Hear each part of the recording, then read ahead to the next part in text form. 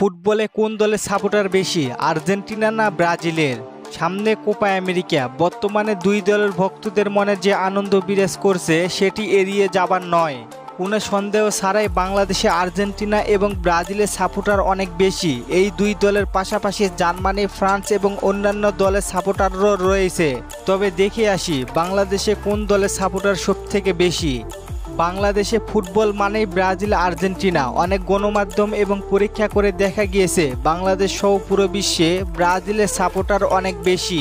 তারপরে দ্বিতীয় নম্বরে রয়েছে আর্জেন্টিনা। অন্যদিকে সাপোর্টাররা বলেন ট্রফি দেখে ব্রাজিল সমর্থক করি।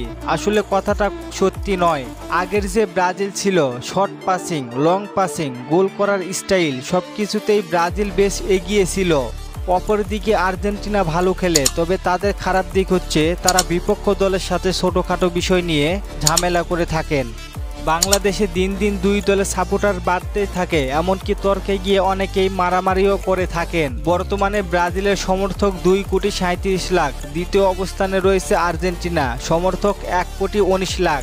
তবে সামাজিক যোগাযোগের মাধ্যমে সমর্থকদের যে পরিসংখ্যান পাওয়া গেছে তা বলা চলে আসল সমর্থকের সংখ্যার চেয়ে ক্ষুদ্র।